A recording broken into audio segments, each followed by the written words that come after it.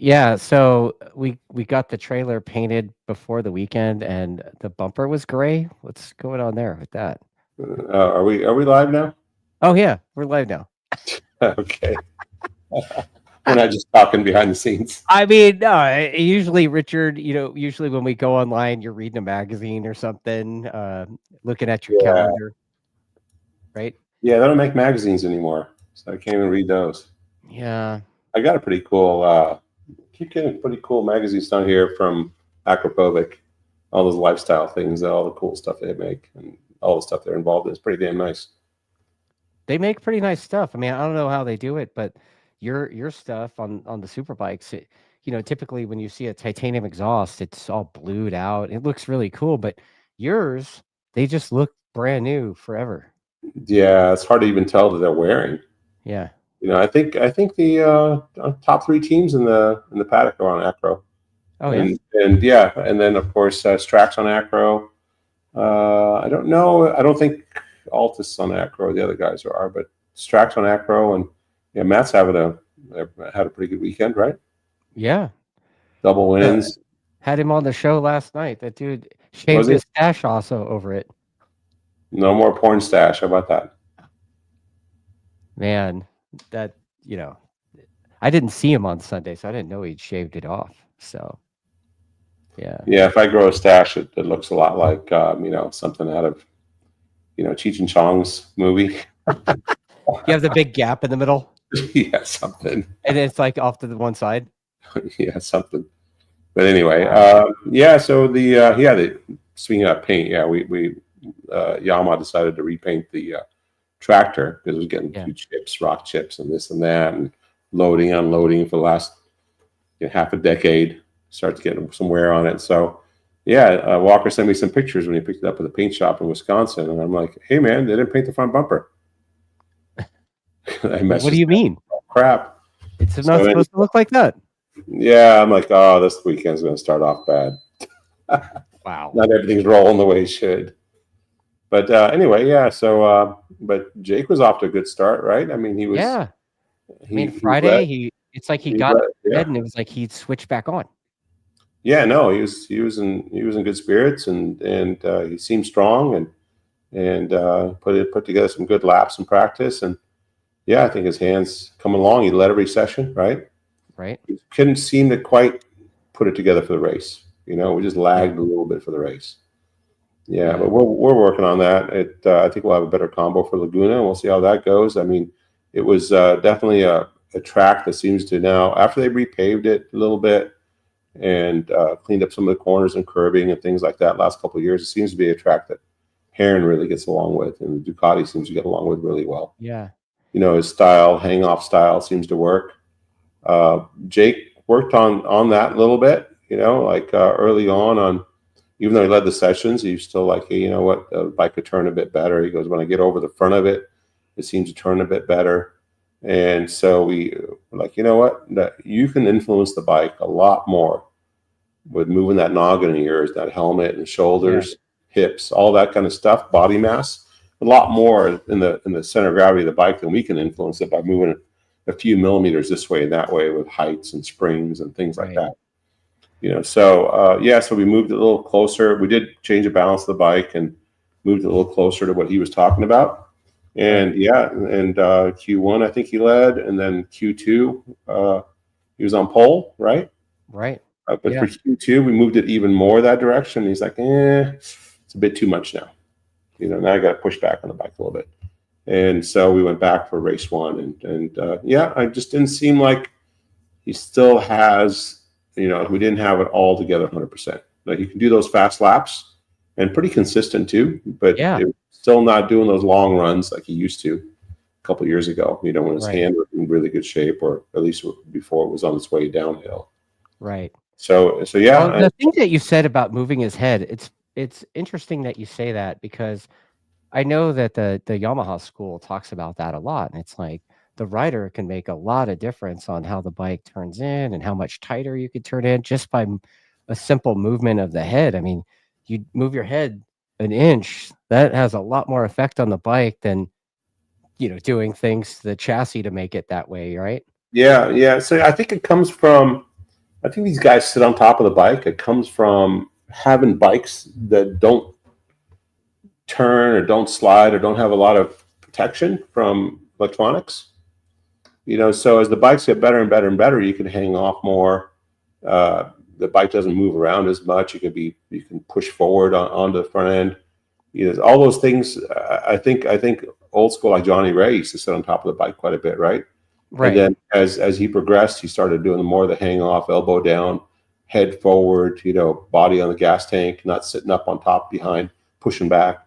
And it's a matter of ergo too, because some of these riders, they just can't move around because the bikes are big. Right.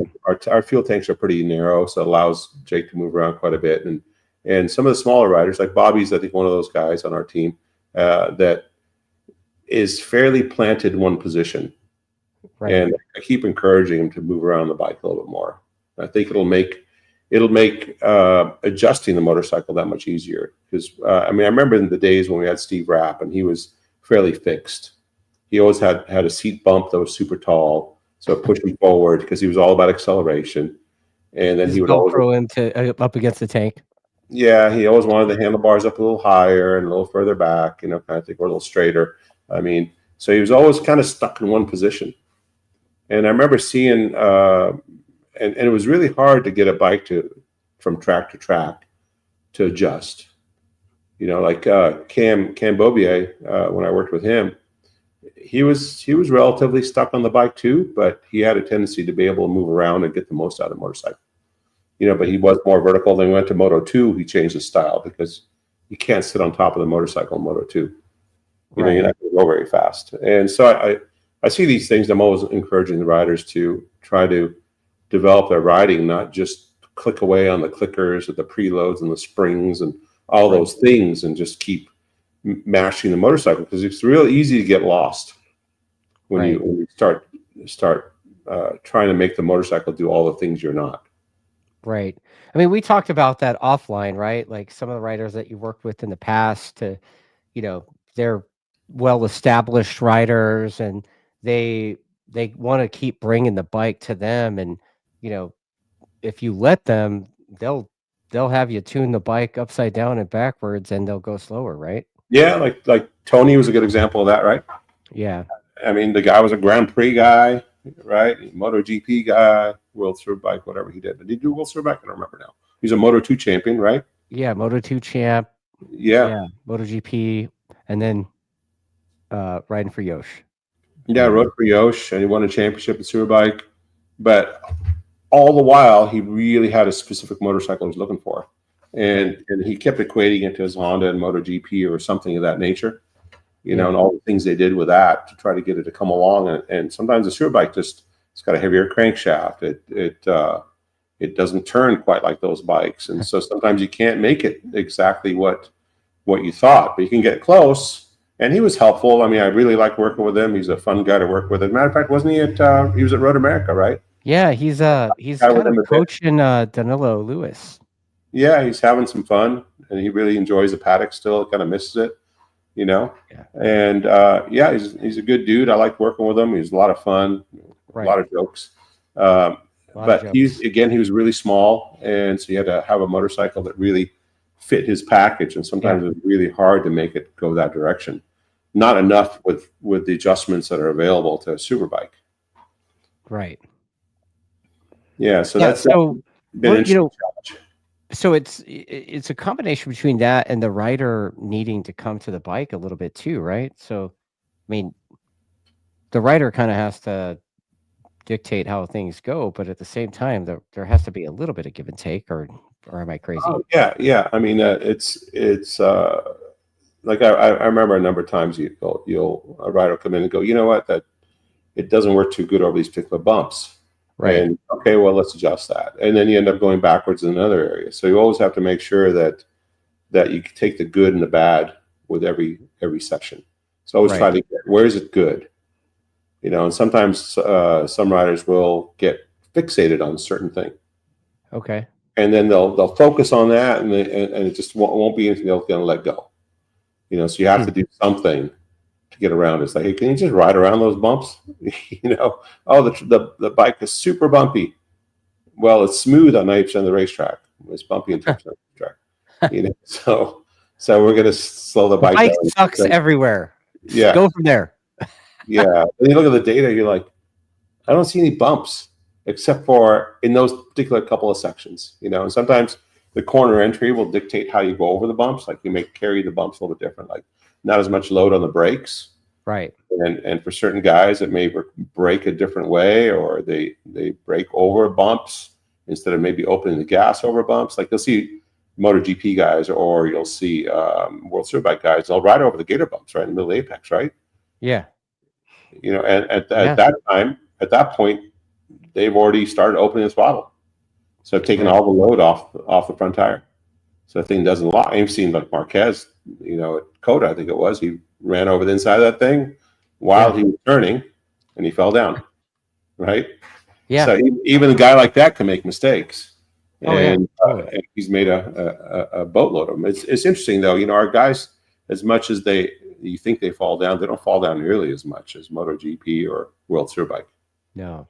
You see those guys falling down a lot. Like maybe not top rack. It's pretty rare for him to fall down. He seems to be, he's a magician with a balance. But some of the other guys, or even Bulliga, I mean, he's had a couple of crashes, right? Right. But you don't see those guys fall down too much. They just seem to be on top of their game. But a little further back, they're trying to catch up. They're pushing hard, and they're falling down all the time. I mean, Locatelli's been on the ground a bit, right? Yeah, he has. Not as much as I think Gardner or who's the other guy on the Yamaha? Got terrible names. But Agatar, I think, right? Is he still riding that thing? I think he is, right? The GR. Yeah, I can't remember. I can't exactly pronounce it correctly, but yeah. Yeah. I mean, both those guys tend to hit the ground quite a bit. Right. But they're trying to make up that last few tenths of a second. Yeah. And sometimes it's what happens. Just it just costs a lot of money.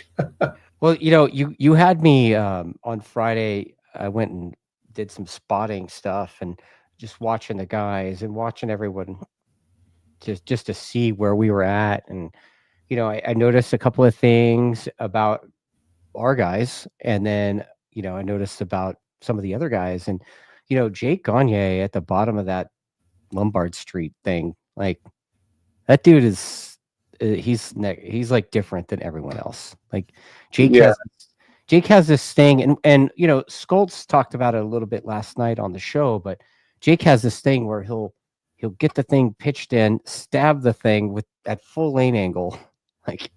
Like what, dude? So he stabs the thing at full lane angle right at the last left, and the bike picks up, and then he transitions from full left to full right on the back wheel.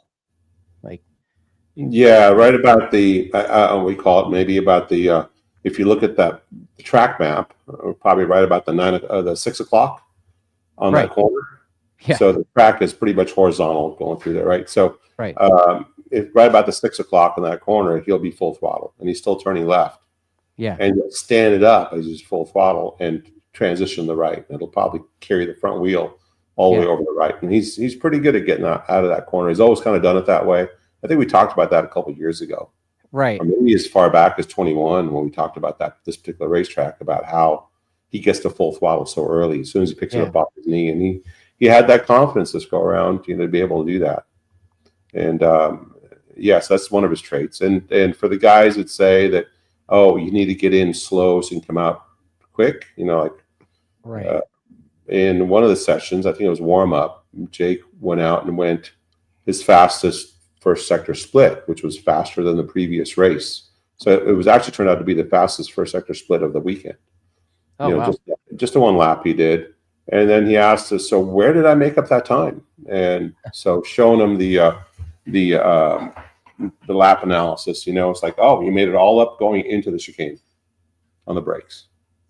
Like, how do you make up 3/10 of a second? 3/10 of a second. I can show you in the data, but it's we're gonna get nerdy later, and we'll get to the data. It was pretty incredible that I said, he must have made it going up, through that long left-hander going up the hill. And now it turned out he was pretty even there, but he was losing his first sector times in that because the other guys like Bobier and Heron were kind of killing us in that first sector. Yeah. So we're like, what can we do to make it better? And a little better rear grip, which we kind of improved that in warm up, or which one is it? And we made some changes in the front too to get him into the corner a little better. And boom, turned out to be that it was just the corner entry going into the chicane, just a little more confidence on the brakes. Right. Yeah, it was kind of interesting too, because you look at the race one, and like, man, Jake's speeds are kind of low getting into turn one, and well, the trap speed is right at, I think it's right at start finish, or maybe just after. And in Superbike, you're braking after start finish, but when you have two guys in front of you, because they're all pretty much nose to tail for the first half of the race. Right. And when you have two guys in front of you, when they sit up, you sit up, but you're already, 6 bike lengths back. Yeah. So you end up braking past the trap speed. So that shows you how much you're giving up just getting in that corner when you're behind those guys. Yeah. I mean, you could see it too. I mean, that, Jake, most of the time when he was back there, he was still, like, lap time wise, he was a little bit quicker than those guys, but they're making up the time in different places. And if you're behind and you're that close, it's, I think that place, did the writers talk about it being difficult to pass there too? Because it looks, Bobby didn't make it look so difficult to pass, did he? no, he didn't. He didn't. Kind of work through all the guys. Yeah, I mean, so on to Bobby, I mean, Jake was on a pretty good roll, I think, this last weekend. Just couldn't. Right. We just couldn't do it in the race. I mean, we can talk about later about what happened in race 2. Race 1, I think we just still had to do a little bit more work on the bike, maybe getting the tires work a little better, and we were able to improve in warm up. Like I said, like just 0.3 right in the first split. Right. And if we would have tied all that together for race 2, just didn't happen to do it for the reasons we'll go over. And then Bobby, we hadn't tested there with him. Right. Yeah. So we didn't know what to really expect. So we showed up with settings that we know from him riding the motorcycle at Barber in Atlanta, and where he had some good races, and take also into account Road America, where he was on his game, and racing at the front, and, with a little bit of potential of winning really with race 1 for America. And at Barber, I think he kept Bobier honest the whole race. Yeah. And just the very end, he got caught up by a back marker. So we took those settings. We show up, and he just couldn't ride the motorcycle. All the bumps were a little bit too aggressive for him, and we just needed to really turn the thing into almost like a rain bike to get over those bumps. He was just so uncomfortable over the bumps. He just said it just, couldn't ride the thing hardly. So it started, and he fell down, and I think in Q1. Right.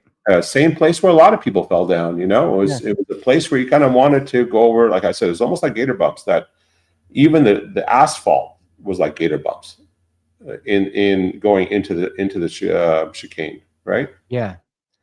So that I was up there in Q2. Yeah. I think Smith fell down in race 2 right there, and same thing. He just boom, boom, boom over the bumps and fold the front. And I think Bobby almost fell down there too, right? But he didn't fall.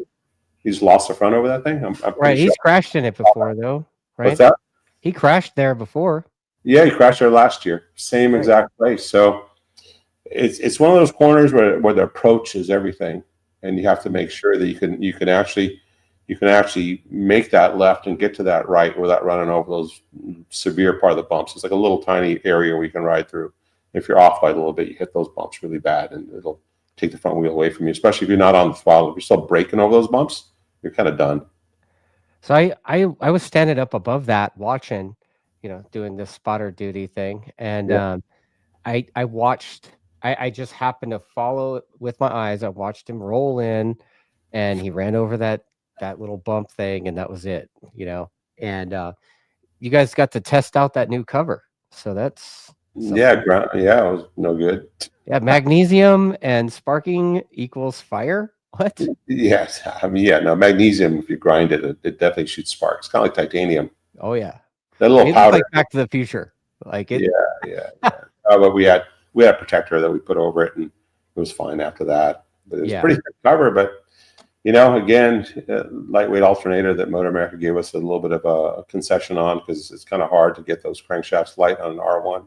Right. because of the counterbalancer. So they gave us a little concession, which doesn't amount to a whole lot, but it helps change direction a bit. Yeah. The bikes are already pretty good at changing directions. I think we can run any cover on that thing and it'll be fine. Probably the same lap times. But anyway, so back to that. So with Bobby, we again worked pretty hard to get him a little bit more comfortable for Q2, and just didn't quite put it together. He got held up, I think, on his last tire. He went extra laps.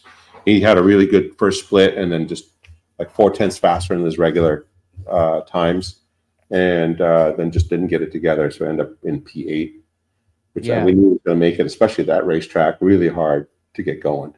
And and then race 1, he put his head down and worked through all the guys. You know, they had a little bit of a crash right there with the Hondas. Yes. I think Ashton Yates fell down, and did what's the name fall down too? The other Honda. I think they both took out each other. Hayden Gillum. Hayden Gillum, did he fall down or didn't fall down? I don't remember. Or he went straight. He might have ran straight. Right? I think he went straight. Right. Yeah. I think they both got together, and you know, interestingly enough, Bobby got a good start, and he threaded the needle between Gillum and somebody else to the right. Ben. Was it Ben Smith? It might have been Ben. I don't know, but he went through those guys, and then I think Gillum had to move over, and Ashton Yates was going straight, so everyone kind of piled up into each other. Yeah. And, but Bobby got through, and then he put his head down and started working his way through the pack, and the bike looked good. I mean, he looked good. The bike looked good. He kind of got in his rhythm. Took him a few laps getting a rhythm. Yeah. And he got through the Suzukis like it was super easy. You know, I mean, SDK was pretty easy to get through. He left him. And then Escalante was a little bit not more difficult. He passed him pretty easy on the inside. Like you're talking about, it's a difficult track to pass. But if you can make the inside stick, you could pass pretty good, especially on that turn 6, that carousel turn. Right. If you get in there and make that pass, you can make it stick and push the guy out a little bit, which is what he did to Escalante. And then Escalante kind of went with him. And, you know, from middle race on, I think he was the only guy that was gaining lap time. I mean, in other words, going faster. Yeah, he was the fastest man on track for like the second half of race 1, right? Yeah. So we had a pretty good feeling. A lot of work to do. Yeah. So we had a pretty good feeling going into the next day. We still, you know, we made a pretty big change on the rear of the bike, and gave him the grip that he wanted. Right. And made it like it was like a last minute Hail Mary, really, get him to go over those bumps with comfort. And that was in Q2. We made it a little last minute thing, and then that seemed to be better. He just didn't get his lap time in. He came in, he goes, that was better. He goes, and then after race 1, I mean, I like Bobby's honesty. He goes, it was all me. He goes, I just blew it to qualifying. You know, the bike was good. It was just me. I blew it. If I would have qualified better, I've been right there. So on to warm up, and you know, we didn't have any good tires left over because we tried quite a few things. So we had used tires for warm up, and Bobby still did put in a pretty good long run of some low 41s, which was pretty good on what was race distance tires. Yeah. And we felt pretty good going to race 2. Yeah, I mean, I got to watch one of the practice sessions down there in the waterfall area. I think might have been morning warm up. What's the waterfall area? They call Lombard Street. Oh, okay. That's called the waterfall area? I think that turn's called the waterfall, but oh, is it? Okay. Yeah, I don't know. Like, it didn't have a name when we first went there, right? In 20? I like Lombard Street. Call it Lombard Street. Right? All I need was a couple planters and flowers and stuff. It'd be just and like condos, right? Yeah. Some homeless people. Some homeless people. Some tent city.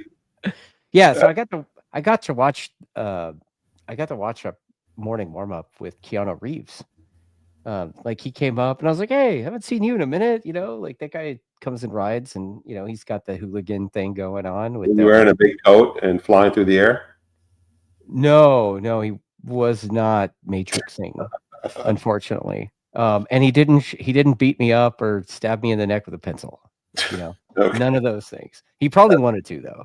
Yeah, he probably did. He probably did. Yeah, by about, you know, I'd say I can put up with you until about Thursday. Shut up. Then I want to stab you in the neck. All right, just because I didn't So you order land Wednesday 3. night, Thursdays. It's it. It's enough. Wow. Yeah, as soon as I arrive, that's when you've had enough.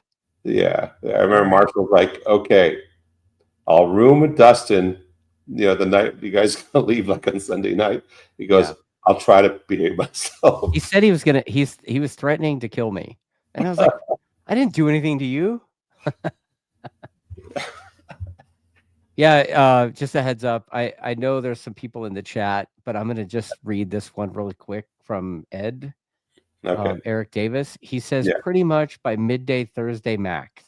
Yeah. So, yeah. Thanks for that, Yeah. Ed. Ed makes it all the way to Sunday before I spray him in the face with contact cleaner. Really? I don't know, man. I thought Friday morning for sure you were going to be doing that to him, but No, I didn't pick up no? the can. I was very far away from the can. Okay. I That's think because you ran out of that can. You were looking for a new I just one. know I can't remember what the situation was, and we were talking about something, and he was trying to debate me, and Oh, well, that's always a good idea. yeah, and Robbie was just laughing his ass off. Oh my God, Robbie. He was standing there. He was doing a clutch. He was just laughing hysterically while I was, giving Ed the usual. Yeah. So watching that session with Keanu, he's like, well, what are you doing here? I was like, oh, well, I'm supposed to, watch what's going on. Here comes Bob now. Watch. And, I told him before he got there what I was looking for. And his reaction to seeing it was just priceless. The dude is a total motorhead. Oh yeah, Total motorhead. I dig him. Like, that's so funny. Like he has the same stupid reaction that we have with this crap. So yeah. I like his movies, violence and all. me too. Yeah, stabbing dudes in the neck with pencils and stuff, right? Yeah, I mean, some of it's a little bit out over the top, but Yeah. it's fun to watch. Yeah, It's almost like a cartoon. Yeah, exactly. It's like a fun cartoon for But it adults. made him a shitload of money. Oh yeah. Well, I mean, look, he's racing in the deep end of the pool in that hooligans class with the bike that he and his buddies kind of built. Yeah, I mean, it's a cool looking bike. Not my cup of tea, but it's pretty cool looking. Not into naked bikes, but you get it. I mean, Yeah. the thing does look pretty prototype. It's a lot of billet there. Yeah, it's kind of going down that billet Harley look, right? No, I mean, it's not like a Harley look, but I mean, you know how a lot of guys put a lot of billet wheels, all the crazy stuff of their Harleys or Indians or whatever. Yeah. Spend so much money on that stuff.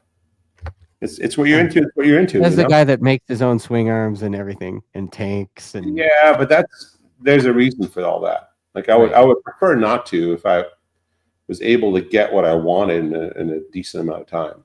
Right. So sometimes, or it could be a budget killer. We're on a two rider Superbike team with a bunch of spares, so that sometimes a bike gets ripped in half, like we saw in Mid Ohio last year, 2 of them. So you need to have a bunch of spares. So if you can only, so that's a big budget killer to go out and buy all those swing arms and all that stuff. At some point, you're like, it'd be cheaper just to make it ourselves, especially since we can change stiffnesses and we can change different things from race to race to race. If you rely on another organization to make it for you, it might be 6 months before you get it. See, this whole time I thought it was why, I thought your perspective was why pay somebody for something I could make myself. Like I thought that was I mean, you have to look at it. There's 2 ways to look at that, right? Now, I think I've talked about this. Is if like if I was going to remodel my house, would my time be better spent making components at the shop than doing drywall? Maybe you get the drywall guy who's an expert at drywall do the drywall, right, and you make the money to pay him because you can make double the money or triple the money doing that versus drywall. Right. But if you were flipping burgers at In-N-Out, actually I think those guys get paid pretty decent. I might have to go flip burgers at In-N-Out, but compared to racing. Me too. But if you're flipping burgers and you had to redo your walls of your house, you're probably better off doing the drywall yourself. Right. Yeah. So back to swing arms, they're pretty pricey, and you can't get the changes you want in a decent amount of time. So if you go to a race and you're like, hey man, don't really like the feel of the bike on the edge of the tire. All right, I got a solution for you. Come up the next weekend or the next test, and here's something with 5% more flex or 5% less flex, and try that. And, let's test that. And you're able to run all the different wheelbases and go through, spend a half day doing testing or a full day doing testing and get a solution. You can get that done pretty fast if you have the capability. But if you don't have the capability, you got to wait. Wow. Like I said, it might be 4 or 5 months before somebody gets around to making your stuff. Like, how long does it take a suitor to make a swing arm for somebody? I don't know. But they make swing arms, obviously, and Suiter's a pretty good company. I must admit, they've supplied us with stuff, and Eskill's come over the shop and along with his technical guys, and they're pretty switched on. I think they make a pretty good product. Yeah. I mean, I see a swing arm that the SBU guys have that it doesn't look like the standard, like off the shelf, supposedly one that you get for the R1. Like, I guess Freddie's got some custom stuff that they've done for him, but I never did ask him how long it took to make that for him. That they develop for the teams, right? If you ask for something a little bit longer, a little bit shorter, they can do it. I don't know what their time frame is like. I don't know. Like, how long does it take you to make a swing arm? A week. Wow. From design to finish. Yeah. Wow. Okay. From a concept to get it out of the machine and put it together. You're right. So, continuing on with Saturday, we've been going. The team goes and does dinner places all over the country, and my wife gives me a bunch of crap because we always ended up at a Mexican restaurant. But this time, I was telling my wife, I was like, "You're not going to believe this. We're going to an Indian food spot, right?" And I know you gave me crap about it or whatever, but Olympia, we were the only people there. Yeah, it's a pretty traditional Indian place, but it's nothing super fancy. Yeah, but it's pretty good food. And you were making the nose turned up thing look at the food when it was coming. I was like, I don't know, man. And you're like, shut up. Hey, shut up and eat this stuff, man.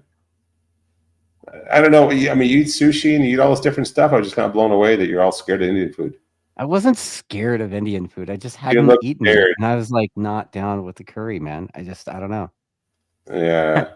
And then I say, have you ever had it? You're like, no. I love when people say, no. I don't like it. Oh, have you ever eaten it? No. Yeah. How do you know? Right. Yeah, it was all right. I mean, we did look out the window and see a rainbow version of the American flag, so that was interesting. And they also had painted F ice on one of the walls over there. Oh yeah.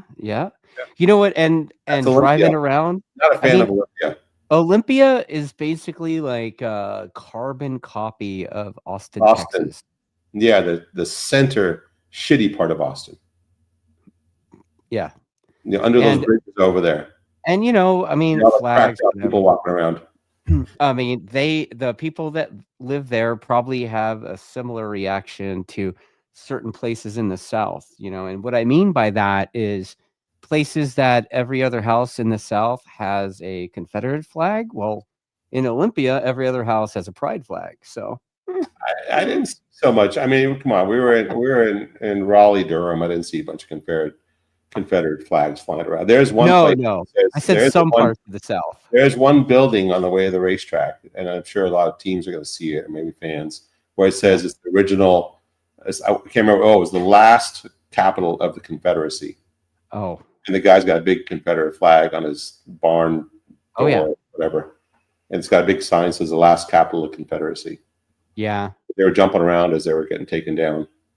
Yeah, I was referring to parts of the South, the types that have like the real tree camo wallpaper on their walls and that kind of thing. Oh, you've never seen that? Oh, yeah. No. Northeast Arkansas, plenty of it. Yeah, probably in some parts of some parts of the country is still a bunch of crazies. Oh yeah. Well, those crazies are the same as the lefty crazies too. Yeah, the Olympia and the Portland and the San Francisco and West Hollywood and all those shitholes. Yeah. You said shitholes. Yeah. Olympia, though, is a little bit more, I'd say, fancy, maybe. I don't know how to describe it. Yeah. They got a lot of restaurants and stuff like that. Like an There. upscale shithole. Yeah, upscale crazy. Upscale loony. Yeah. So you got me to eat Indian food. Yep. And? There you go. And I survived. Oh, come on. You were No, like, I oh, actually liked it. I you're like, liked oh, it. this is pretty good. All And right. I actually texted the guy that owns the Empowered Charters that takes me to and from the airport. He's an Indian guy. So I was like, hey, bro, you're not going to believe this. I ate. You know what? If the English didn't have Indian food place to eat, I think they would all starve. Wow. Because English food's awful. Yeah. Yeah. What, bangers and mash? You go back to bikes. Yeah. Okay.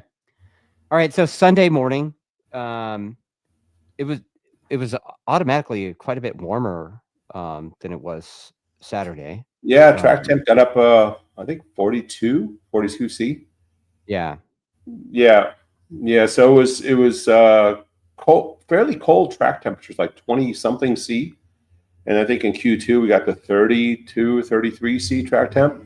Yeah. And so that was kind of a pretty good spot for the tires. And then it jumped up to about 40 something. So our take all along has been, and we've had really good luck, some of the softer tires work well in the high heat. Yeah, but for whatever reason, it didn't work out so good for us. Yeah. You know, the front tires, both guys suffered badly from front tires. So Bobby immediately went out, and the tire wasn't even that hot yet, you know, because the tire, you'll see it in the data, it'll keep climbing in temperature, and then eventually it'll stabilize. Right. If you're following people, keep climbing, you know, but if you're by yourself, it won't climb. So straight away, he went out and got a really good start. It was in fourth, like right on Jake's, pretty close to where, you know, I thought he was going to be, be nice to Jake. Like, you're going to put that tight pass on somebody. I was thinking to myself, be nice to Jake. Looked like he was going to go forward, right? Yeah. Because he got pretty good morning warm-up. He had that aggression. I go, okay, he's going to get his rhythm. And all of a sudden, he just dropped like a stone. Yeah. Yeah. And then at the end of the race, he said, dude, I couldn't even lean the bike over. Right. He goes, every time I tried, the thing would just tuck the front. And so I'm like, man, did we blow it on the pressures and temperatures and all that stuff, you know? So we looked at the data, and no, it was spot on, same as he had the previous day. Like, we climbed maybe a little bit more, but that was later in the race, not initially. You know, climbed a little more than we would like, so maybe it was a little bit firmer than we like. But, you know, at that point, the guy would just say, oh, yeah, I just lost a little bit of grip mid-race or something. And then he slowed down so much, it was actually cooling off at the end of the race. Yeah. And no grip at all from get-go. He did a couple of 41s. He said it was just like almost fell over, and I think that just got his attention. And he just hung on to finish. Yeah. You know, because he did some 41s at the end, and then he got all the way down to 47. Yeah. You know, so we looked at the date codes on the tires, and you know, Jake's and his are over a year old, you know. And you don't, because it's a spec tire thing, you don't really get the chance to go through the whole Dunlop truck and pick out your best date codes and all those things. Maybe we should be a little bit more noisy about what they give us. Yeah. But if you think about it, the thing's been sitting around, that tire's been sitting around for a year and some change. Like a year and, you know, a few weeks, like over a year. Yeah. And if I left a tire in our shop on the shelf for a year, I guarantee it won't be as good a year later. You know, so I don't know the history of that tire. And that's the bad thing too about the way these things go at the racetrack sometimes. And there has been some tires that we've gotten in testing too, where we'll put it on, and like an R8, we'll put it on and it won't do the lap time. And Jake will come in and goes, tire's got zero grip. And we look at him like they're nuts, you know, mess around with the tire, pressure a little bit, go again. It's like, no, this has got zero grip. And then you put on another one, he goes 2 seconds faster or something. Right. Exact same compound. So we've had some of that. Sometimes we go, oh, we must have put on the warmer too many times. But like, for instance, for an R8 tire, heck, you could ride that thing and heat cycle it and go out the next week and do the same lap times. Some tires heat cycle really, really well at the R8. And then you go, how can we put on the warmer for an hour and then take it off and then rewarm it the next day, and the thing is total garbage. Like, so you go, no, it can't be the fact that we we warmed it once. Not when you can ride it on the racetrack and put double the temperature into the skin of the tire, Right. and then go the next session, go the same lap times. Yeah. So I mean, I talked to Skoltz on the show last night, and Skoltz kind of mentioned that every now and then they had a bad tire when they were doing Superbikes and Westby. They get a bad, I mean, well, could it be like that? Like bad luck of the draw. I don't know. We didn't have a Dunlop engineer this weekend. Normally Hunter or Mick is there, but Mick doesn't go to the West Coast races, and Hunter wasn't there. So it'd been nice if we had someone. I mean, Tony was there helping Heron and those guys in their pit. So that I think they were a little bit. I don't know who was helping. The Tytler's guys, Peterson, but Bobier. So we didn't have anyone. Not that it made any difference, because normally we know what compounds to run and what pressure to run, all those things. But it'd been interesting to see what their reaction was at the end of the race. Like, oh yeah, it's this tire looks terrible or whatever. I mean, it was weird. It looked like the tires were cold torn. Yeah. No, we had a bunch of heat. Yeah. It shouldn't look like that. Yeah, both of them did. Yeah. That brings up another point that Skoltz made, in the comparison between Jake and Bob. And, in our discussion prior to the show, you and I were talking, and, Skoltz was saying that he thought that Jake was a rear end kind of guy, and you pretty much do whatever to the front, and he didn't care if the rear is where it's at for him. And that's not totally the case. Yeah, and he thinks Bob is very sensitive to the front end, and if it feels slightly off, like no matter what you do to the rear end, he's not gonna be confident to do the things that he's known to be doing, right? No, Bob is sensitive about every part of the motorcycle. Yeah, pretty much. And anybody's worked with him can attest to that. Yeah, I've listened in on the Rider Debriefs. Yeah, so you have to take. And he's fairly, what's the word I'm looking for? Animated with regards to his comment. Yeah. So you have to be able to take all of it with a little bit of grain of salt, because sometimes, you will, if you listen to it for the first time, you think, man, we are so far off. And sometimes it just takes a small change to make it right. So you have to be very, very careful about what he says and how much, and Tony, Elias was kind of the same way, right? Right. Sometimes he would just be like, "Wow, we're so far off," but he's still able to get on the podium. Right. So you said Rapper was like that back in the day too, right? No, Rapper we're just always a little bit, seemed like a little bit behind, because we just couldn't get over his tiny little hump because of his riding style, let's say. Like he was stuck in one position, so you couldn't really go.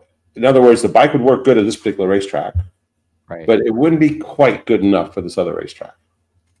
And then you'd murder the rear tire or something like that, trying to make it all up on the rear tire. But so yeah, Bobby's fairly sensitive with the whole thing, but he does do something that I haven't seen too much in other riders, is he increases brake pressure against the apex.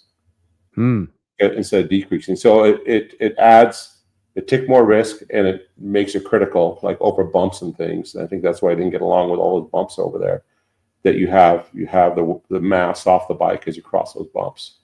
Can you see why he's squeezing the brake more as he approaches? That's his style. Yeah. He builds pressure, and we saw that from day one. In some tracks, some corners, he does squeeze hard in the beginning and release, but most of the time he likes to get to the apex quick and get on the gas soon. And he does something that I've only seen a couple other riders do, which he has zero lag time from brake to throttle. Oh, so he has zero coast, which is really, really good. No whisk gap. Yeah, but Marshall and I have told him since day one, first test, is like if you keep increasing pressure as you keep increasing lean, yes, it helps you get the apex, but also adds a bunch more risk. Yeah. Yeah. So that sounds like you're teaching a class in the Yamaha school, man. Like, what do you mean? 100 points of grip? What? Everyone's got You're their using little, up 100 points for braking, and how many points do you have left for turning? yeah. Well, that's the case. And so you end up being, dissecting the front quite a bit to get it to do what you want, even tiny little movements. Right? Even if it's a little tiny little movement. Sometimes it's things that are in the tire that you cannot tune out with a chassis, or you might require a whole reinvent of the whole chassis. Like, oh man, we need to really brace the frame or something, which requires a bunch of testing.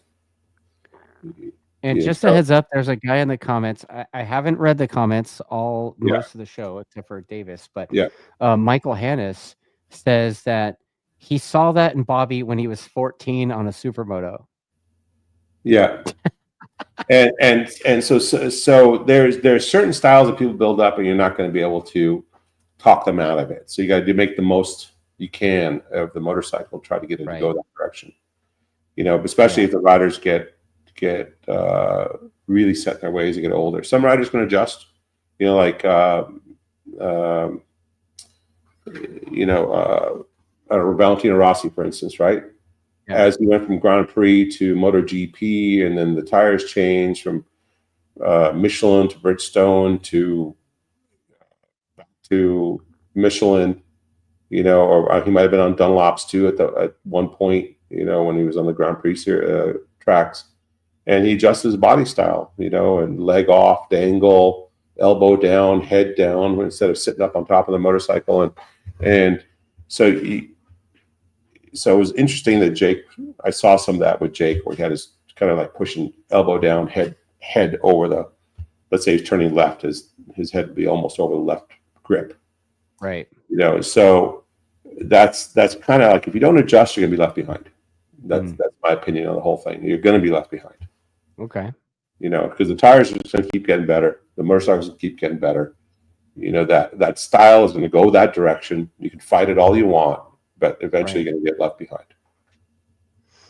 So that's my take on it. And so back to Jake not using the front. No, I think we've probably had more work on the front with Jake than we have on the rear. Really? Yeah. Okay. So he says if you can just make the bike, like one of the complaints we get is the R3 front tire is really squishy. And we've talked to Dunlop about this and said it's the carcass. Next year we're going to have a different carcass, and that's going to fix a lot of these problems that they're having now with.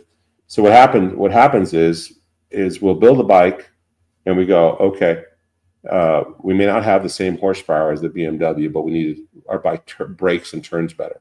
So we keep improving the braking and turning, Eventually you overpower the front tire. So now you can brake so hard and not pick up the rear tire that the only thing that has to give is the front. So you can go back and you can go, okay, well, we're going to go back to our 2022 setup and have a shorter motorcycle that picks the rear tire up off the ground and does all these things that it did in 22, but you got to go 2022 lap times. Right. That sounds familiar. I mean, when you had Heron ride for the team, you brought him back the 18 bike that he had so much success. Yeah, he really loved the 18 bike. He said, I just really want my old bike. Yeah. But one thing he didn't look at, maybe he did look at, I don't know, is that the 2018 lap times were a second slower. Mm-hmm. So yeah, you can ride that motorcycle and you can ride it the same way you did in 18, and the tires didn't change. Yeah. Between 18 and 21, when he rode our bike, it was the same tires. There's 129 fronts and the 129 rears and all those different tires, the 2662. All those tires are still the same. And they did the big redesign of the front tire and rear tire. When was that? 23? Yeah. 23? I think So we've been on these tires on 23, 24, and now 25. Yeah, and so I don't know the ins and outs of what's going on with Dunlop, other than what I hear. And I know their Buffalo plant closed, so some of the tires they have is what they have. Right. So I don't know if they're producing any more stuff. I know that some of the super sport stuff's coming from Japan, right? Right. So the rears are coming from Japan, the R4s, and we don't have an R4 in our inventory. So I think they're trying to thin down their Buffalo made inventory. So I'd be curious to see. I think you start logging all the date codes from the tires going forward and see how old they are. Yeah. Over the year, So be interested to see how some of the harder tires when they finish making those. Are these the old ones that are sitting in the climate controlled whatever, or are they the same tire that is sitting on the side of the trailer that's sitting in the sun? I don't know where they store them. I really don't know. Like, do they sit in a trailer while it's like summer heat, and so it's maybe some of the softer tires, like the softer fronts that our bikes are accustomed to. Maybe they take a bigger beating than the harder fronts that maybe the Ducati's accustomed to. Maybe. So we'll have to give that a think and get into Laguna. We ran a little harder tires at Laguna, so when we get to Laguna, I think we'll have to give it a think and say, it's a triple header, and maybe we should start using some of making our bike work with some of the harder front tires. Yeah, We'll have to have a good look, and hopefully we'll, maybe we'll give Hunter a call and see what he thinks before we get to Laguna, and see if we can do something better. I think Jake's going to be even more aggressive with Laguna. Like I said, he led every session. Last year, Bobby had a good run on his other bike at Laguna. We had a pretty good bike at Laguna. I think Peterson was on the front row, and he ran a pretty good race. We had a clutch fail in race 2, so he didn't get a chance to finish up well. But Jake had his hand thing, so he was always a distant fifth. Right. But I think he closed it up in the second race, even with his hand, and he was pretty happy with it. Looking at the old notes, he was pretty happy with the bike in race 2. So we'll see. We'll see if Jake can be even stronger at Laguna. I think he's. He seems to be making like a forward progression. Since truthfully, since chucking the bike into the scenery at VIR in the wet, right?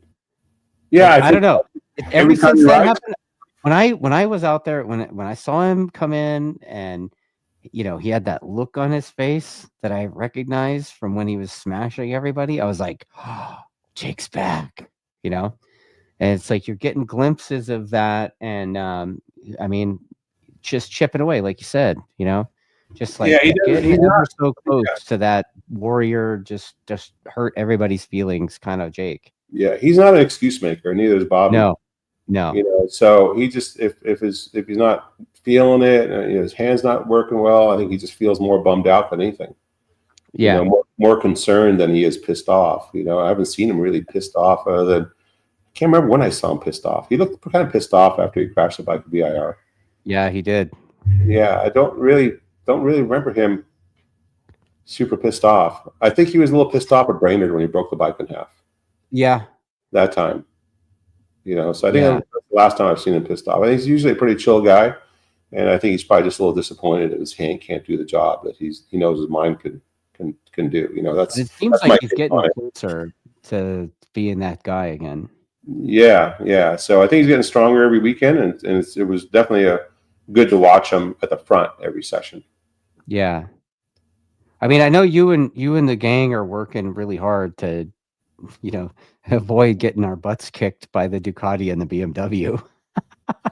It is what it is, we're doing the best we can, and the only reason why that BMW is doing good is because of Top Rack and Cam Bobier. Yeah, Bobier, and everybody else riding that thing, where are they at? Nowhereville. SDK did pretty decent on it last year. Yeah. And then PJ was okay here and there.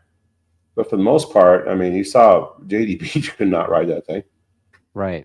Big motorcycle, and he was a little guy. But Bobby seems to be able to get around on that thing, and like I said, his style's changed. But he was struggling also. I think it was purely Bobby that got that thing around to second place. Oh, 100%. I looked at the times too. Like race 2, the only guy in race 2 that went quicker than race 1 was the guy that won the thing. Heron, yeah. Say what you will about the guy, the dude is just murdering us right now. Like, yeah, he's in a good place, and he's. I've always said that about him. I told the Yosh guys when he was riding for Yosh, I said, if you give him a bike he's comfortable with, and he can repeat it, he'll use that same motorcycle all year long and do the same work. Yeah. You know, so I said that about him to Davy Jones, I think was his crew chief at the time. Right. And as an 18, he was that way. I mean, I remember you could not change a thing on the motorcycle. If it felt a little bit different, didn't want to ride it. Yeah. So in that Did way, he get a tattoo of the gearing that what's you guys that? ran every? He got a tattoo of the gearing that you guys were running because I you don't ran know. it We ran everywhere. one set of sprockets everywhere, pretty much. We did Yeah, that on the super stock bike when we won the championship. You that's know, I think crazy. the only place where we changed it was the VRR because we had to. Yeah, And we just used torque control. You know, we had a flash ECU where we just modified the torque maps. And so if it was a little bit boggy in certain corners, just give it more power. And back then it was plenty of power in the R1 too for those tires, you know, right. that chassis. So you just keep juicing up the power wherever it was slow and then take power away where we're spinning too much. And that's the way we did that thing. And then 16 and won that championship pretty easily. Well, clearly he's got something figured out because it looks like he could put the thing anywhere. You know, even when Bobes got by him briefly in race 1, I mean, he pretty much wasted no time getting back by. So, and he did it like in a pretty authoritative way. You know what I mean? Like he's like, this is mine. Sorry, coming through. You know? Yeah, yeah. He was that way in 21. We finished 1-2 there. Mm. Who was there at the time? Was it Baz in Oh, that's 21? right. Was it Baz, right? It was Yeah. Baz. It was Baz, then it was Petrucci, then it was Baz again, right? For Baz and Heron, right? Right. So in 21, Baz put a pass on him, and then he passed him back. I mean, he almost fell down, and he passed him back again, and he split. He Right. left him behind, and we finished, and Jake was already out and gone, and we finished 1-2 there, which was pretty nice. Yeah. So I think that's the track that he's always, I think, like I said, caters to his style. Yeah. Laguna caters to his style also. But you go back to Atlanta, you know, it's a stop and go racetrack for the most part. And I mean, you don't really hang off very much. You go through those S's there where you just got to push the bike this way and that way. Right. You don't put it on top of the motorcycle and push it around. And there isn't a whole lot of hang off going on over there. Yeah. And even though that's kind of where a track what he was always really, really happy to go to, he doesn't go well there. And the one I don't understand is Barber.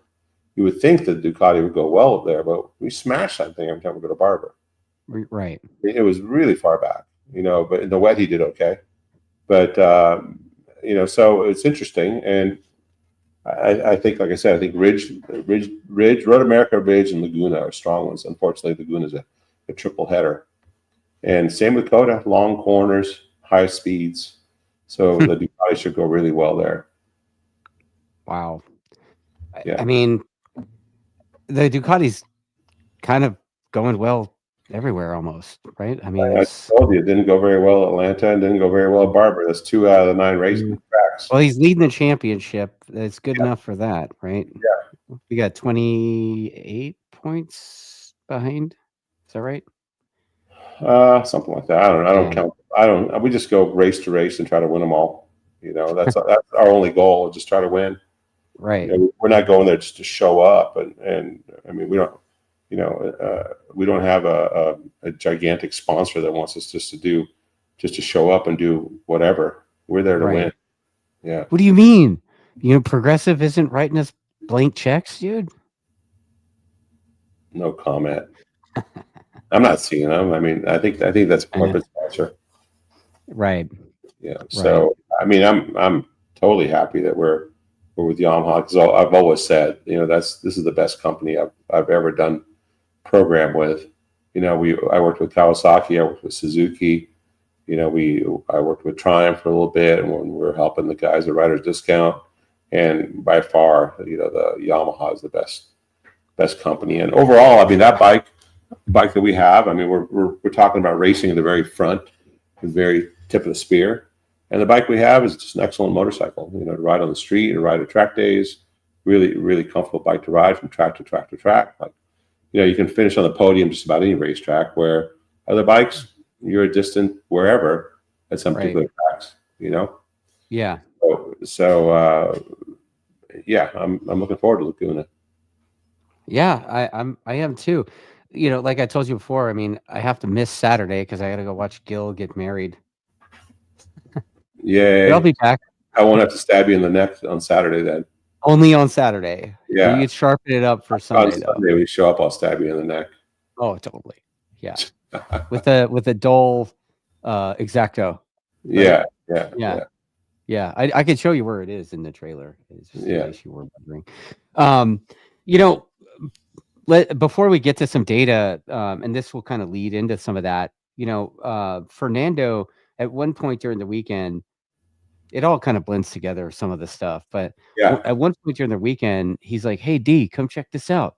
So I go over there to his little tire station over there, and he, you know, the tire has a mark on it, and it's like a chalk mark that goes across the wheel and the tire. Yeah. And the tire had actually spun around on the wheel 90 degrees. Like, can you talk about, number one, what causes that? And number two, what happens with the bike? And, you know, you have some data that you could share to show some of that stuff, but what happens with that stuff? So that was on Bobby's bike, and that was in Q1. Okay. And it just about what happens is, if you're going over curbing and things like that, sometimes the tire gets squished and you're trying to get a bunch of acceleration out at the same time. I don't know how they were mounting the tires. I don't know if they're mounting them with some type of mounting lube or something like that. You would have to go back and check again. But this is the first time we've had such big rotations in the rims. You know, we had that both on Bobby's bike and on Jake's bike on race 2. We didn't have any problems on Jake's bike all through the weekend. On race 2, you know, maybe the tire got a little bit hotter than normal, which it didn't seem like it did. It was about 80 C internal temperature, and the front was about 70 something internal temperature. Right. So it didn't seem like it was super duper hot, and the tires can generally handle that kind of heat. But it just rotated on the rim, you know. And like I said, Jake's rotated 180 degrees.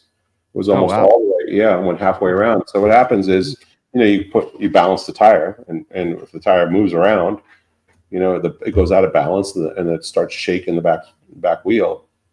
And we end up finding that after Q1 that we're able to, you know, come up with a reason why it felt so bad.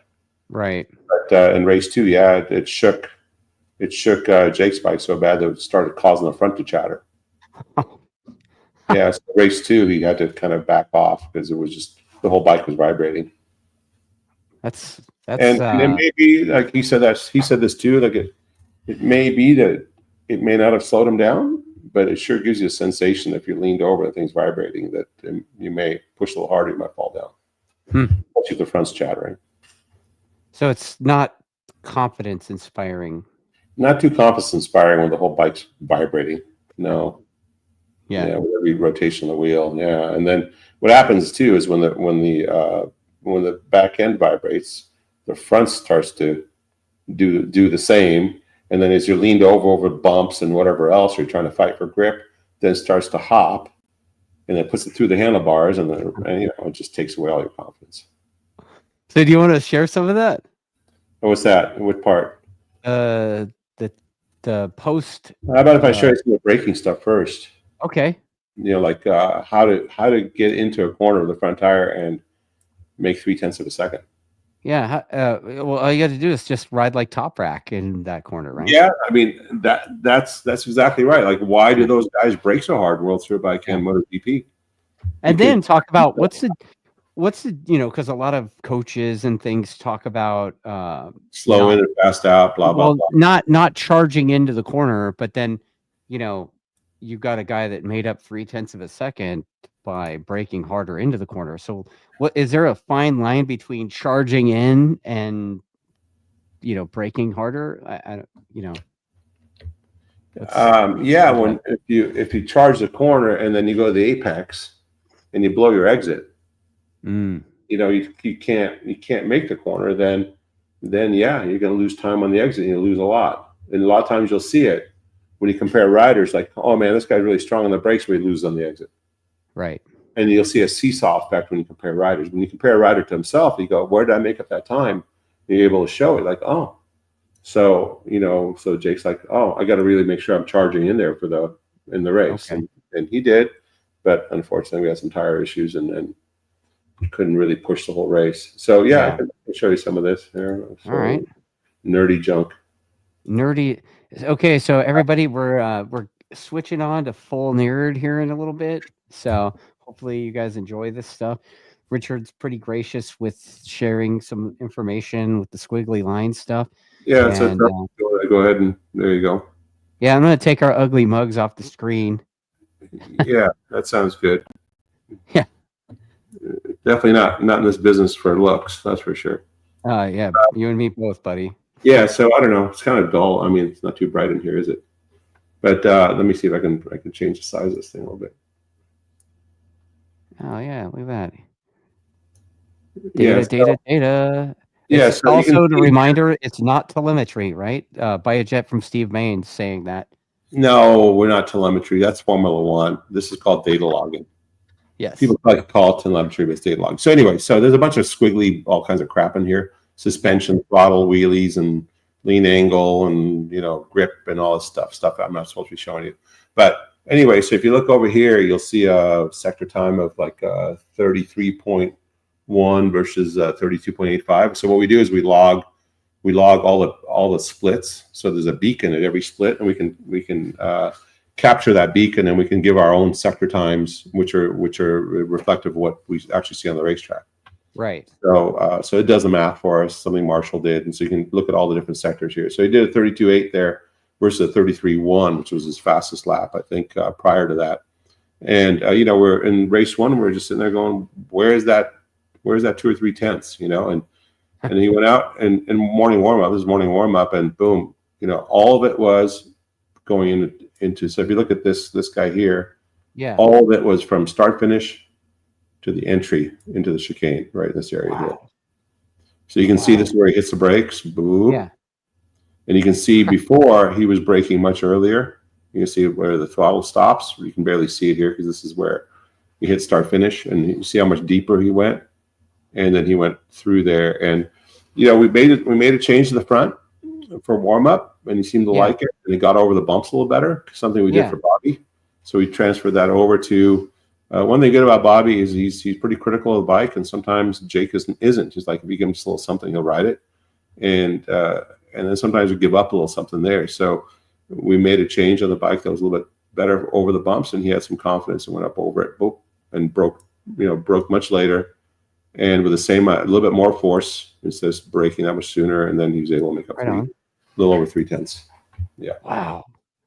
In one corner. Yeah. Yeah. So that's hilarious. One of the commenters that Michael Hannes wants to see. Can you show us the lack of whisk gap for Bob? The what gap? The lack of the whisk gap. From the brake pressure to throttle.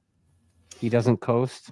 Oh yeah, you want to see one of those? Yeah. Yeah, I mean it's the same as Bobier. We need to do that. So give me a second. I'll find something here. I'll put on my nerdy glasses and while you're looking for that, Michael Palm is asking, what do you guys think about Petrucci being number 3 in the World Superbike standings? Were the tires and bumpy tracks really his issues in Motor America? And what does Petrucci's World Superbike success say about the level of top riders in Motor America? Yeah, the front tire. The guy's another front tire guy. He really hated our front tires. Yeah. Where we've kind of learned to get around him, Yeah. And I think that big crash at VIR really kind of got his attention early on. Yeah. So I think that we build our bikes around it, and sometimes the guys come here and they just can't get their head around it. Just like when we go there, we can't get our heads around their tires. Right. Our guys go from World Superbike to MotoGP, and they talk about, man, he really has to learn the tires. Whether it's Michelin or Bridgestone. The Bridgestones were really, really nutty. Those things had so much grip. We had the pleasure of doing a couple of MotoGPs with that CRT bike and running around on the real Bridgestones. It was just pretty awesome to see how those tires worked and look at the data off it. But unfortunately they're not in it anymore. But so anyway, so where you want to see some throttle off on stuff? Yeah. Let me just find out a good something I can show you. All right, so again, this is like the same crap that Bobby would do. Yeah. It's funny that Michael Hannes, the commenter, says that he saw Cam Bobier do that at 12 on an RM85 motard. Yeah, I always encourage people to do it, and some people coast more than others. So again, let's zoom up on some section. I don't know, any section. Like the lack of whisk gap. Yeah. So here you go. So white is brakes. Holy smokes! And this guy is throttle. So there's like brake, throttle, brake, throttle. Right. Wow. And this is like a carousel turn, right? So yeah, it's one of the things that makes him fast at the apex. Yeah. And it's one of the things that makes it a little bit harder for him anyway to tune that area. You know, because he's asking for the bike to turn from brake to throttle instantly, and he sometimes he goes in tight and tries to continue that arc and carry momentum. So he's asking a lot of the front tire. Yeah. So, which is fine. We just keep plugging away and working at it. But that's every single. Maybe that's I don't know where these guys get that from. They're kind of from the same neighborhood too, right? Like that's every single corner. Oh my God. Yeah, that's like I guess, could you say that's the Stockton slap? It might be. It might be. I mean, I could see again, like there's no gap between brake and throttle. Wow. And yeah, so anyway, and you want to see where are we at? Where are we at? Yeah, there we are. And you want to see the rear tire rotation? Yeah, let's see what it looks like when the rear. What does the data say when the rear tire rotates on the rim? Yeah, let's have a look. I don't know. Let's pick a lap. It's like a couple laps from the end, a few laps from the end. Let me see if I can find a good one. Because happens. And then, man, I've got some pretty extensive questions about pair valves and stuff from people. Pair valve. Okay. Yeah. I'll bring that up as. Yeah. So let me get this queued up first. Right on. And yeah, I mean, there's so many graphs in here. I got to clean them up before you guys can see them because it's nutty how much info we have. Let me just give me a second. So yeah, so here's a typical one. Get rid of some of this other stuff. You don't need to confuses everyone. So here's let me share this. All right. Standing by.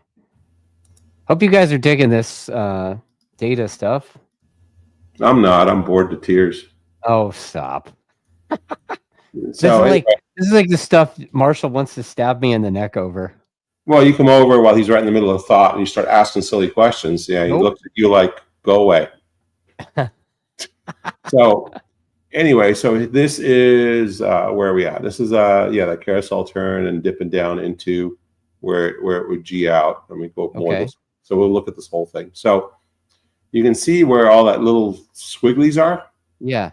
That's the tire out of balance. Okay. So that's really in the suspension trace. And then you can kind of see it in wheel speeds also. You know, I got the camera kind of in my face here, so let me just move it over. You can kind of see it in the wheel speeds here too. But you can see the suspension is just hopping up and down, like little tiny fast stuff. And so what this line in here is, this is the velocity math channel. And so what that does is it calculates the velocity, like how fast the suspension is moving, front and back. So this orange one, this yellowish one will be front, and that's the green. And you can see it's pretty freaking active. And see that little area there? Yeah. All that's called chatter. And you can see it in the rear, and you can see it carry through to the front.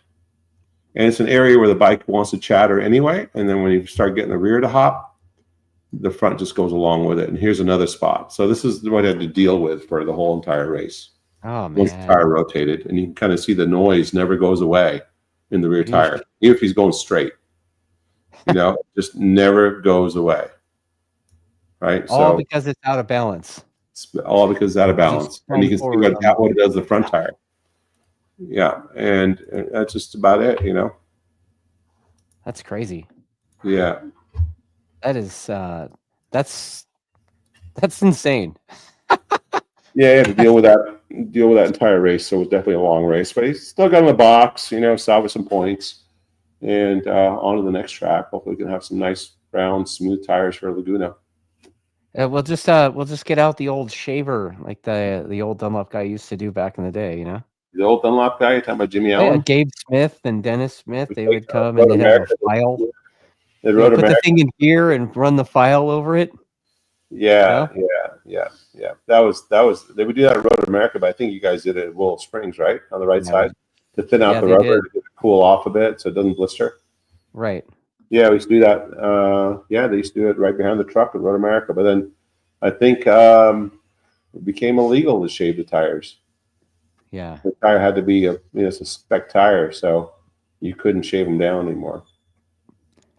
Okay, so here's the question. It's like a series of, so bear with me here. But Chris and Tori, he says that it's Chris, the owner of Apex Performance, and they do a lot of Yamahas. Almost 8 p.m. here, so you got 13 more minutes.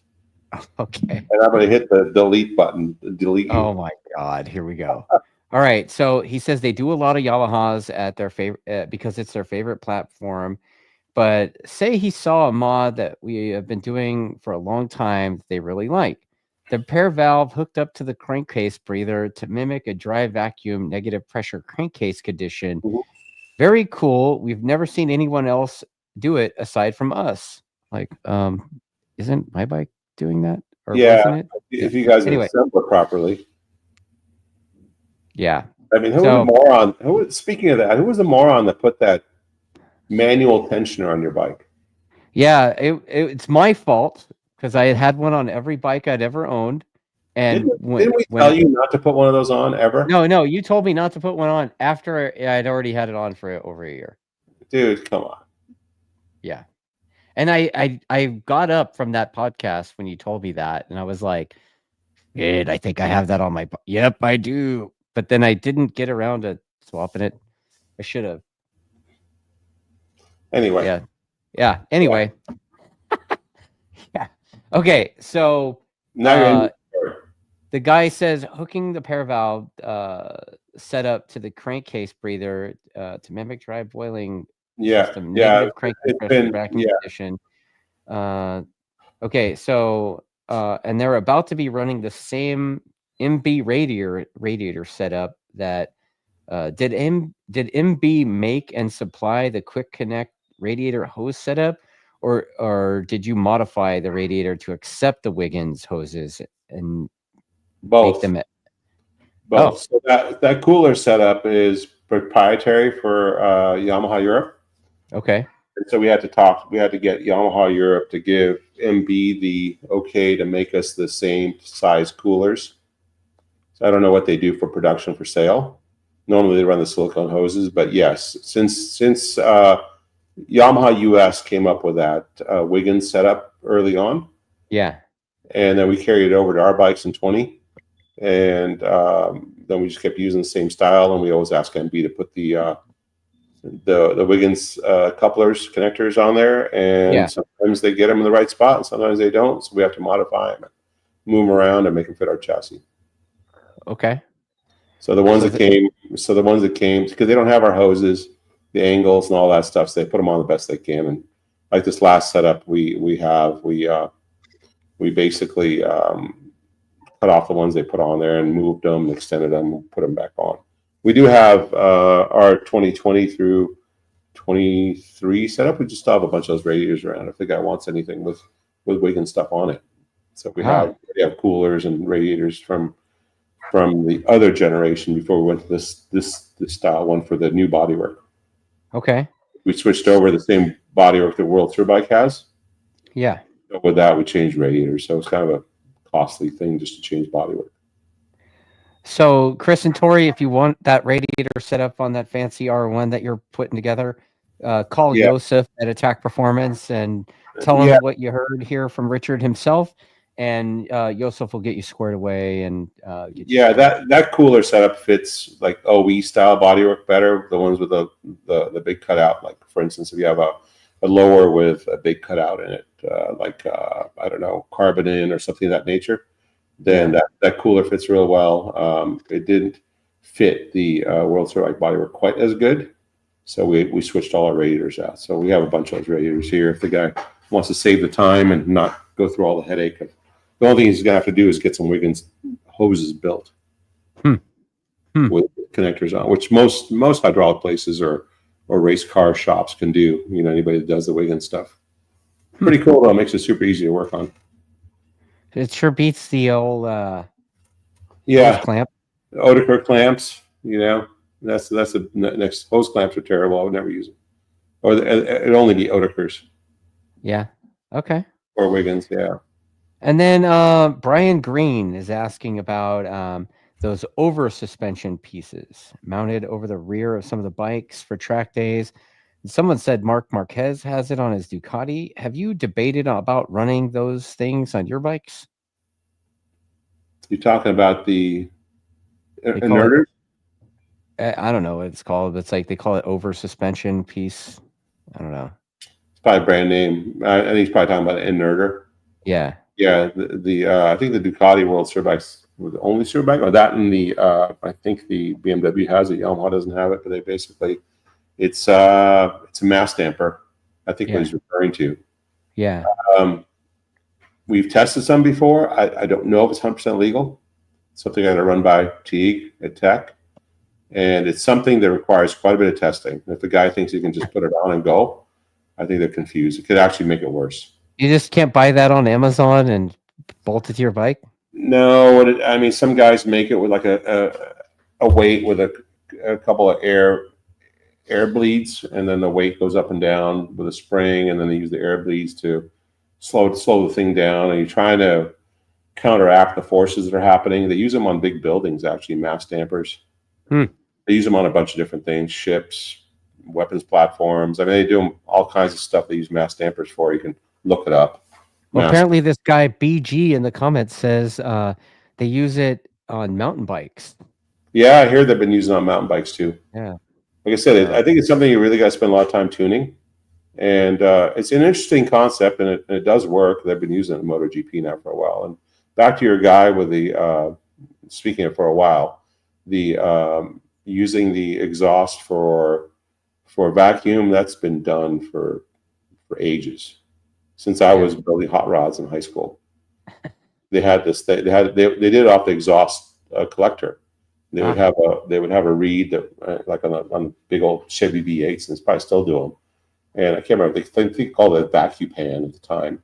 It was just a tube that went in at a certain angle, and as the exhaust rushed by, it would cause a pressure differential and would suck would make a vacuum. And that's the way a pair valve works anyway, because it vacuums out your air box. Right. You know, for gases and things like that, puts it into same thing as an EGR, like what the EGRs were back in the day on some cars. They would have similar kind of effect. It would be like a vacuum that pulled some vacuum into the from the crankcase. And yeah, MotoGP used it too, and I think they still do. I remember the old Yamaha inline MotoGP engine had some tubes running over there, right where the exhaust pipe was, right in the head there. And I think they still do something similar to that. I think it's a pretty easy way to make some vacuum and like balance the pressure between the different pistons that are going up and down. Yeah, and when you crack the oil fill cap, it goes. Yeah, it does that because it pulls enough vacuum. Yeah, it's pretty cool. We ran that for a long time. I think Formula Extreme and all that stuff before they made it not legal. I think the only bike now that has it in Motor America, because they got a bonus package, is Suzuki. If you look at the allocation, they have bored throttle bodies, and they have a pair valve modification too. So they're actually pulling vacuum through that. We asked for it for our bikes, but they thought, yeah, you guys are winning too much, and you don't. You know, we'll see, and we just didn't get it. Happens. Have you ever got that shock yet? The new one? The what? The new shock? No, it's a sore subject. How dare you get that new shock? New shock, the longer forks, which World Superbike's running, we can't seem to get, all that kind of stuff. Interesting. Yeah. Our shock, the same shock Valentino Rossi was riding. back on the 500, I think. I mean, it was like from, I can't remember when they designed that thing. We got the same thing. Same shock from back when Corn Dog was still racing.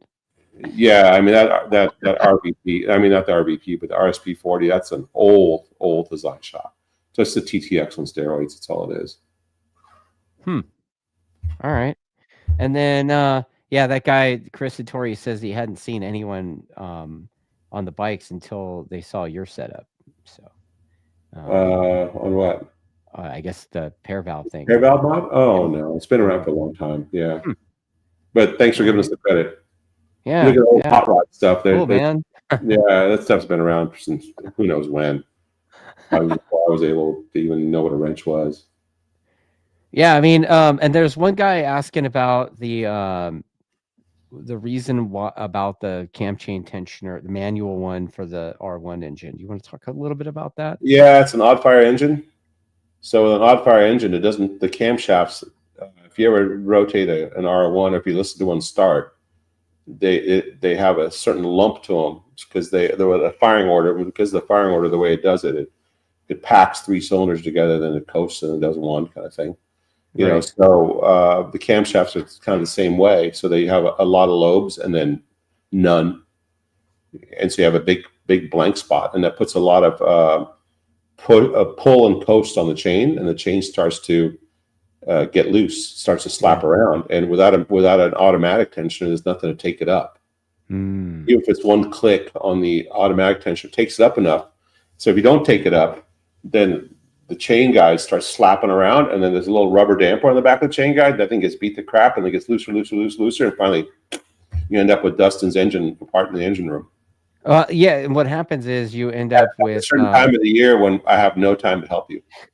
Instead of having glitter just in the paint, you have the glitter in the oil. And yeah, but all the rest of your engine was fine. I mean, like I gave you the choice, like, hey man, you can just turn it outside and clean it out. But you don't know what the bearings look like. Did it get past the filter? Like some of that stuff is just shaving, going down in the pan, gets in the screen, gets caught up in the filter. But if it's fine enough, it'll make its way. You know, like an abrasive into the bearings and bearings. So I guess it's kind of good you took it apart. Yeah, I got to take it apart. Like that was pretty fun. Yeah. So that's basically it. If you don't have an automatic tensioner, it basically, as soon as you get any kind of looseness in that manual, it'll start working its way against the guides, and then it'll just keep pounding the guide away until, you know, mid-session the thing falls apart. Yeah, the guide, that's the little plastic thingies, right? Yeah, well, the back one's aluminum with some plastic thingies on it. Yeah, the little tab broke off. It's got a rubberized thingy, like a little more of an elastomer on the back. It's kind of a plastic thingy too, and it's got a hard plastic thingy in the front, and then a little elastomer looking thingy in the back gets all worn out. A lot of thingies ended up in the trash. And then those thingies end up in the trash, and then you know, basically you got to open up your wallet to get those paper thingies out to fix it. Dude. Yeah, there's that. Yeah. Yeah. I should have, it's totally my fault. I should have, like, as soon as you said that, I should have gone out and swapped it out for a stalker. But yeah, I mean, you've seen our bikes. I think you've asked the question before, and maybe your memory's not so good. Oh, my memory's terrible. Yeah. And you've asked why. You've asked me this question. Why do you run the? Have I asked you that? Yes. Yes. Yeah, probably. Dude, I don't really remember yesterday. What do you? Yeah. Yes. Years ago, you asked, why do we run the standard tensioner? Why does World Superbike run the standard tensioner? Yeah, and Ed, before we go, Ed's asking if you invoice me for those sockets. They got a lifetime warranty, man. Come on. Yeah. Yeah, the snap-on sockets are a lifetime warranty. Yeah, I invoice you for the time to look at them, though. Oh, I invoice you for the amount of time I yelled at you. You didn't yell at me. Come on. Okay, but I gave you the yelling kind of tone. You gave me the eyeball look. Yeah, exactly. Like you're not mad. You're just disappointed. Yeah, it's like what Will says. You know, it's like, why are you yelling at me?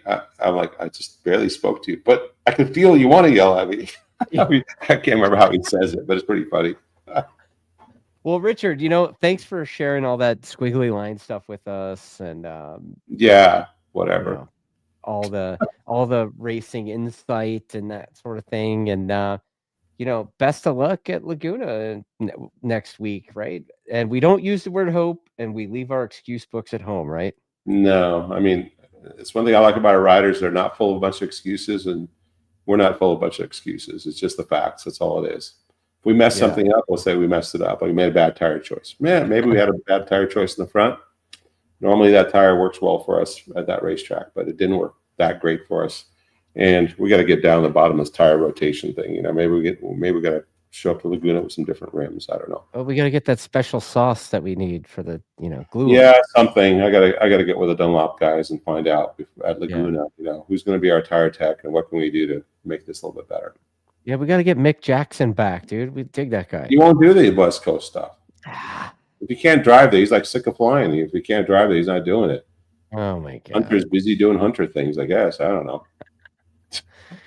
Well, you know what?